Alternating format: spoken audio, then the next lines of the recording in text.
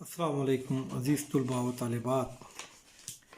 Be S C F Y S L paper first کے اس lecture میں تمام طلباء و طالبات کا استقبال کرتا ہوں. عزیز طلباء و طالبات، ایس ایل کے اس پیپر میں ہم نے ہمارے سلیبس میں جو مختص ہے شاعری کی مختلف اصناف، ان میں مثنوی اور مرثیے کو پڑھا ہے. اس کے بعد ہمارے نصاب میں قصیدہ ایک شاعری کی اہم صنف بھی شامل ہے، جس کو اس سے قبل کے لیکچر میں ہم نے پڑھا ہے. شاعری کے مختلف اصناف ہیں، جیسے غزل ہے، مرثیہ ہے، قصیدہ ہے، رباعی ہے.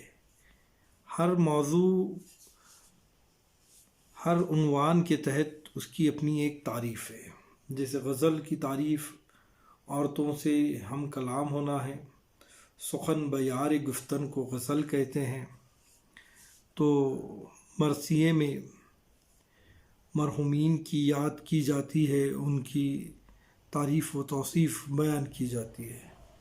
بالکل اسی طرح قصیدے میں زندوں کی تعریف کی جاتی ہے، یعنی زندوں کی تعریف کو قصیدہ کہا جاتا ہے تو مردوں کی تعریف کو مرثیہ کہا جاتا ہے. قصیدہ اردو شاعری کی ایک اہم صنف ہے. قصیدے کی تعریف کو ہم نے اس سے پہلے پڑھا تھا اور ابھی میں نے آپ کے سامنے پیش بھی کی ہے کہ قصیدہ شاعری کی وہ صنف ہے جس میں زندوں کی تعریف کی جاتی ہے.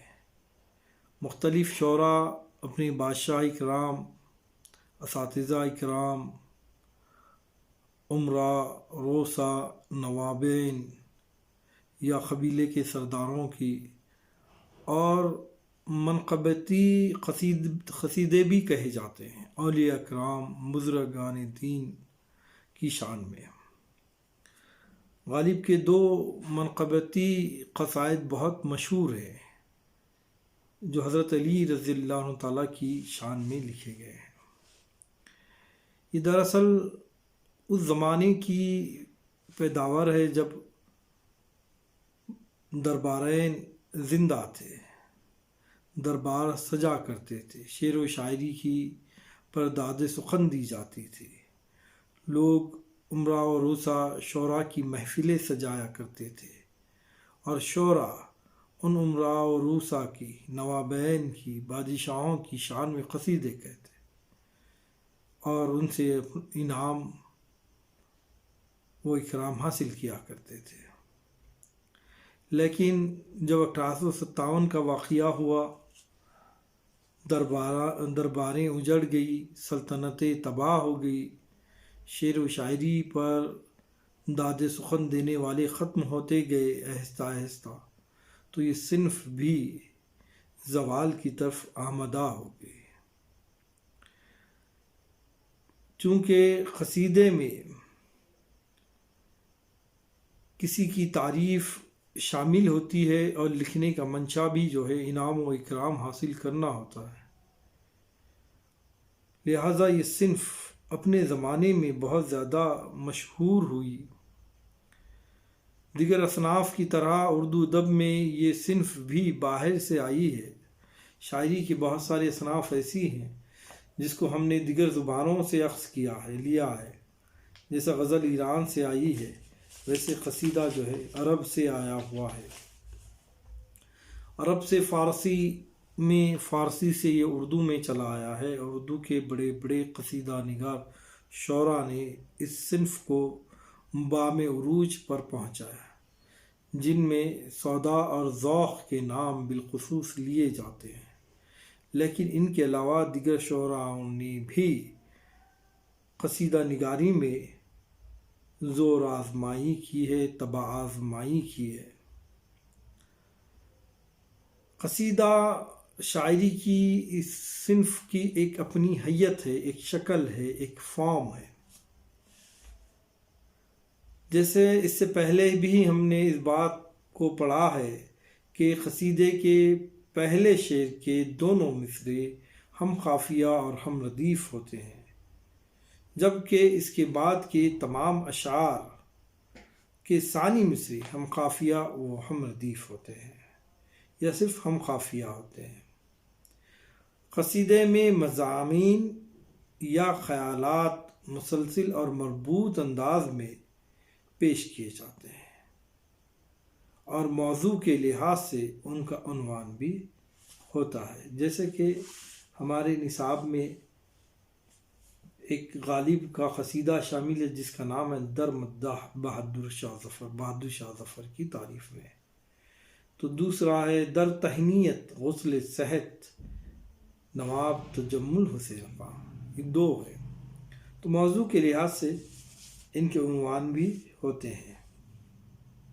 بہت سارے موضوعات عشقیہ مضامین پر مشتمل ہوتے ہیں یا ہو سکتے ہیں، تو کچھ ایسے بھی ہوتے ہیں جو ہجویہ ہوتے ہیں۔ اب بات یہ آتی کہ ہجویہ کسے کہتے ہیں؟ ہجو کے معنی ہوتے ہیں کسی کا مذاق اڑانا۔ بعض دفعہ یوں ہوتا ہے کہ شاعر کی کسی اور شخص سے دشمنی بھی ہو سکتی ہے، یا وہ جس کی شان میں قصیدہ کہا ہے اس سے اگر انعام و اکرام طلب کرتا ہے یا مطلوب ہوتا ہے شاعر کو، اور اگر وہ انعام و اکرام اس کو حاصل نہیں ہوتا ہے تو وہ اس کا مذاق بھی اڑاتا ہے، اپنے دشمن کا ہو یا ان کا جن سے اس کو اپنی مقصد براری حاصل نہیں ہوئی۔ تضحیک روزگار اردو کا ایک مشہور جو ہے قصیدہ ہے، اس کو ذوق نے لکھا ہے، جس میں انہوں نے دہلی کی کیفیت کو پیش کیا ہے۔ بلکہ ہجویہ قصائد بھی ہوتے ہیں اور مداحی قصائد بھی ہوتے ہیں۔ مداحی قصائد میں تعریف و توصیف بیان کی جاتی ہے، جبکہ ہجویہ قصائد میں مذاق اڑایا جاتا ہے۔ اب میں نے یہ کہا تھا آپ کو کہ اس کی حیت میں خیالات اور مضامین کا تسلسل ہوتا ہے، مربوط ہوتے ہیں اور موضوع کے لحاظ سے ان کا عنوان ہوتا ہے، اور بہت سارے موضوع عشقیہ مضامین پر مشتمل ہو سکتے ہیں۔ اب اس کے بعد ہم دیکھیں گے کہ قصیدے کے عناصر کیا ہیں۔ اردو قصیدے میں وہی اجزاء یا عناصر ہوتے ہیں جو کہ فارسی کے قصیدے میں ہوتے ہیں، یعنی فارسی کے قصیدے میں جو اجزاء ہیں، جو اجزاء مروج ہیں، وہی اجزاء جو ہے اردو قصیدے میں ہیں، یعنی تشبیب، گریز، مداح، مدعا، دعا اور خاتمہ۔ تشبیب، گریز، مداح، مدعا، دعا اور خاتمہ، یعنی 6 اجزاء ترکیبی ہیں، اور اجزاء ترکیبی کے لحاظ سے قصیدے کی 2 قسمیں، ایک مشبب اور دوسرا مختصب۔ مشبب اس قصیدے کو کہتے ہیں جس میں تشبیب اور گریز کی پابندی ہو، اور جس میں یہ پابندی نہ ہو اسے مختصب کہتے ہیں۔ اب اس کے بعد ہم دیکھیں گے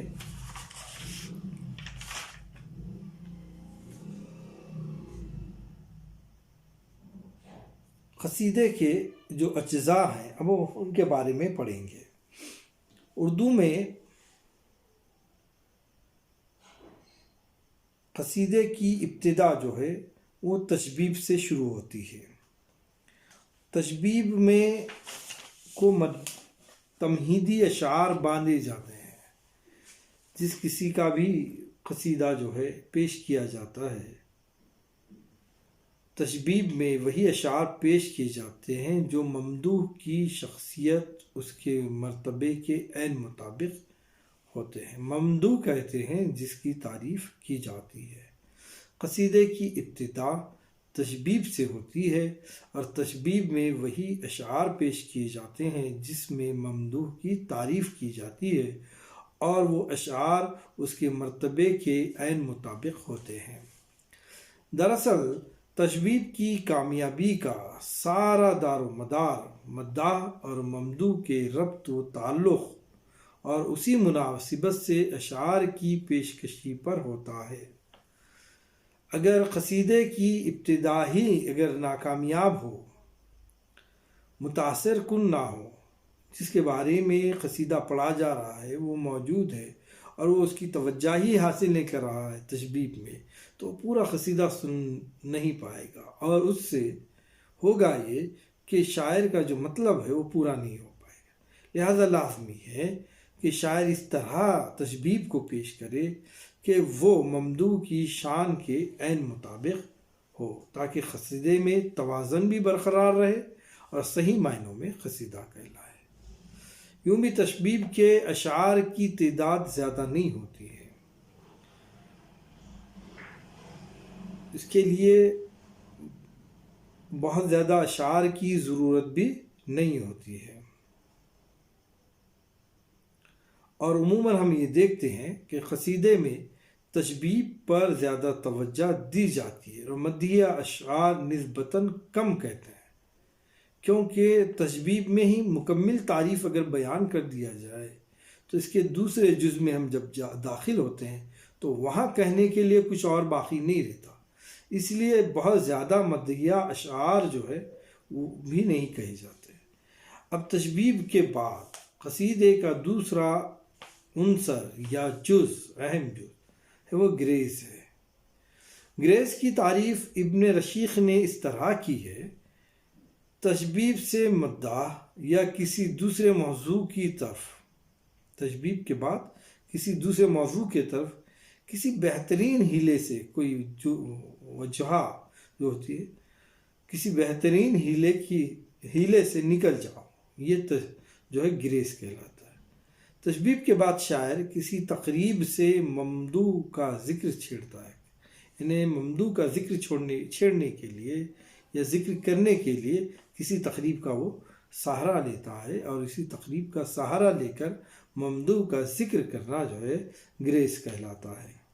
بعض اوقات اس کو دو سرکش بیلوں کو ایک جوئے میں جوتنے سے تعبیر کیا جاتا ہے، کیونکہ گریز اور تشبیب دونوں یک جیسا باتیں ہوتی ہیں۔ گریز میں بھی ہم دیکھتے ہیں کہ ممدوح کی تعریف کی جاتی ہے، جبکہ تشبیب میں بھی ممدوح کی تعریف ہی کہا جاتی ہے، یعنی ایک جیسے باتیں ہیں جو شامل کی جاتی ہیں، جس کا سبب یہ ہے کہ حصہ تشبیب اور مداح کے لیے بے ربط اجزاء میں ربط پیدا کرتا ہے، دونوں میں ربط پیدا کرتا ہے۔ اور گریز کا سب سے بڑا حسن یہ خیال کیا جاتا ہے کہ تشبیب کہتے کہتے شاعر مداح کی طرف اس طرح گم جائے جیسے بات میں بات پیدا کی گئی ہو۔ بے ربط انداز سے گریز نہیں کہا جاتا، ایسا محسوس ہونا چاہیے کہ بات میں بات جو ہے پیش کی جا رہی ہے۔ تمہید کے بعد مطلب کی طرف متوجہ ہونے کو گریز اور حسن تخلص اور تخلیص کہتے ہیں۔ تمہید یعنی تشبیب کے بعد آنے والا جو جز ہے، عنصر ہے، وہ گریز ہے، اور اسی گریز کو جو ہے حسن تخلص اور تخلیص بھی کہا جاتا ہے۔ جس مقام سے تمہید چھوڑ کر مطلب شروع کیا جائے اس مقام کو مخلص کہتے ہیں۔ قصیدے کا گریز اچھا ہونا چاہیے، اور یہ مقام تمام قصیدے میں مشکل ہے، کیونکہ وہ مطالب ناشنا کو باہم ربط دنیا ایسا ہے جیسا دو وحشیوں کو آپس میں موافق کرنا۔ اب قصیدے میں گریز کے بعد مداح کی باری آتی ہے، پہلا تشبیب، دوسرا گریز، اب اس کے بعد آتی ہے مداح کی باری۔ اب یہ بڑا ہی اہم جز ہے قصیدے کا، اور یہی مقصود قصیدہ بھی ہوتا ہے۔ قصیدے کا مقصد کیا ہوتا ہے؟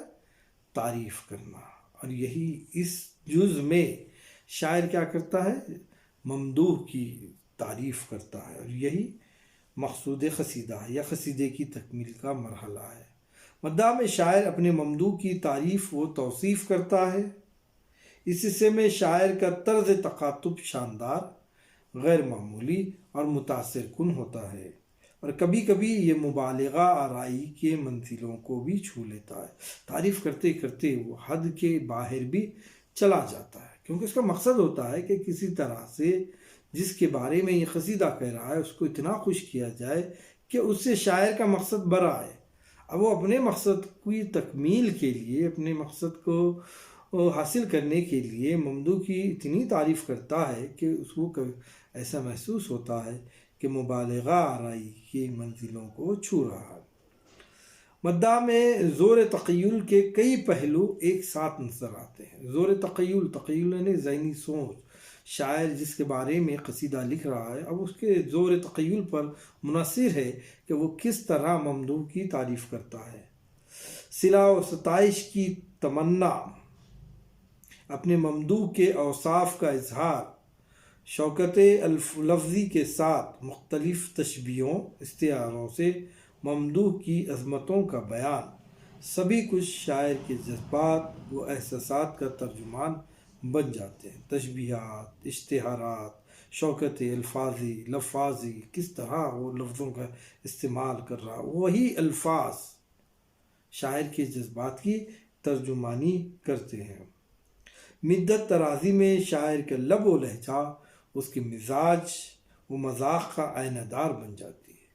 وہ کس طرح کے مزاج رکھتا ہے شاعر، وہ اپنے مزاج کے مطابق اشعار کا تعین کرتا ہے، اشعار کے لفظوں کا تعین کرتا ہے، اشعار کو بہترین لفظوں میں ڈھال کر اپنے مزاج کے مطابق پیش کرتا ہے۔ ممدوح سے ربط و تعلق کا اظہار، اس کی شخصیت کے مختلف پہلوؤں کا ذکر قاری یا سامع پر راست اثر کرتا ہے۔ ممدوح سے ربط و تعلق کا اظہار، کس طریقے سے شاعر اپنے تعلق کو ممدوح سے جوڑتا ہے، جس کی تعریف کر رہا ہے اسے اپنا رشتہ کس طریقے سے جوڑتا ہے، اور اس شخصیت کے مختلف پہلوؤں کا کس طرح ذکر کرتا ہے۔ اس کا یہ ذکر کرنا قاری پر یا سامع پر، جو پڑھ رہا ہے قصیدہ اس پر، یا جو سن رہا ہے قصیدہ اس پر ایک اثر رکھتا ہے، کیونکہ وہ پڑھنے سے قاری کو احساس ہوتا ہے کہ شاعر کس حد تک اپنے ممدوح سے واقف ہے، کس حد تک اپنے ممدوح سے جذباتی وابستگی رکھتا ہے، یہ اس بات کا اس کو احساس ہوتا ہے۔ قصیدے کا یہ حصہ منفرد، غیر معمولی اور قابل قدر ہوتا ہے۔ اب دیکھیے، شخصی قصائد خصوصاً بادشاہوں، امیر و امراء کی عادت و اطوار اور ان کی کرم گستری، داد و دہش، عظمت و جلالت، ایسی ہی مختلف خصوصیات کے اعادہ و مداح کا جزء لازم ہے۔